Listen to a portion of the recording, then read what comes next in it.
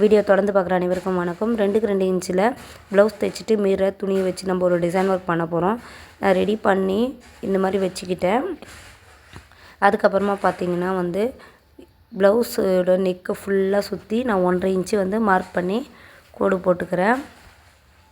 இந்த டிசைன் பார்த்திங்கன்னா ரவுண்ட் நெக்கில் பண்ணும்போது ரொம்ப அழகாக இருக்கும். பேக்லேருந்து ஃப்ரண்ட் வரைக்கும் நான் வந்து 1.5 இன்ச்சு வச்சு கோடு போட்டுக்கிறேன். இப்போ நான் ரெடி பண்ணி வச்சுருந்தேன் அந்த டிசைனை வந்து கோட்டுக்கு உள் சைடாக வச்சு நான் ஸ்டிச் பண்ணிக்கிறேன்.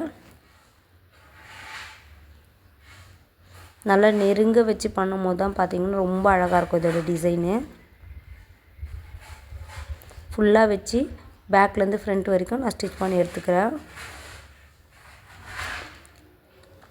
அதுக்கப்புறமா பார்த்திங்கன்னா அந்த ப்ளவுஸோட தச்சு முடிச்சோடனே வேஸ்ட்டெல்லாம் நம்ம கட் பண்ணிக்கலாம். அந்த டிசைன்லேருந்து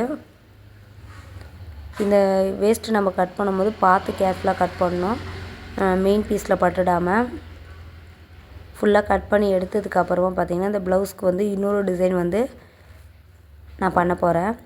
இப்போ நாட் இருக்கு இல்லைங்களா, அதை வச்சு தான் அதை இன்னொரு டிசைன் பண்ண போகிறேன். ஃபஸ்ட்டு நான் வந்து நாட் வச்சுட்டு ஜிக்ஸாக் ஸ்டிச் பண்ணிக்கிறேன். ஜிக்ஸாக் ஸ்டிச் பண்ணதுக்கப்புறமா பார்த்திங்கன்னா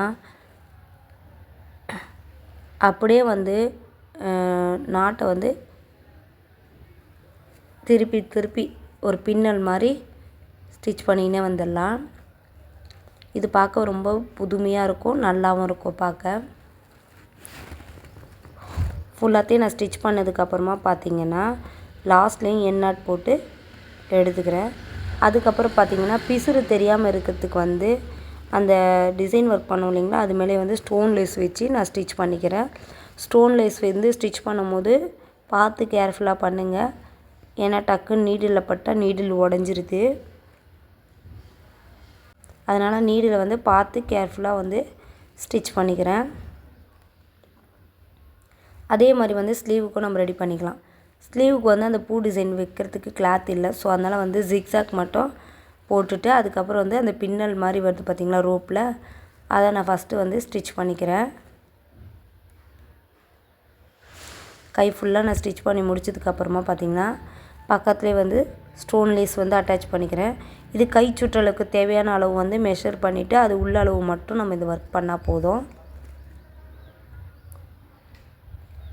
அதுக்கப்புறம் பார்த்திங்கன்னா ஃபுல்லாக ப்ளவுஸ் ஃபினிஷ் பண்ணதுக்கப்புறம் நான் செஞ்சு வரலைங்களா அந்த பூ, அதுக்கு வந்து ஒவ்வொரு பூக்கும் இதழ் மாதிரி இருக்கு இல்லைங்களா, அதில் ஒரு காப்பர் கலர் பீடு வந்து நான் கட்டிக்கிறேன்.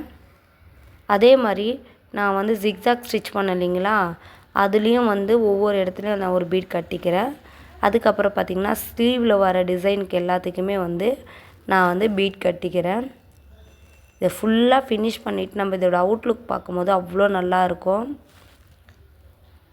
அதே மாதிரி வந்து ஒவ்வொரு பீடுக்கும் வந்து நம்ம என் நாட் போட்டு கம்பல்சரி அகெயின் வந்து மறுபடியும் ஃப்ரெஷ்ஷாக தான் நம்ம வந்து ஸ்டார்ட் பண்ணோம். அப்போ தான் வந்து ஒரு பீடு கூட அறாமல் இருக்கும்.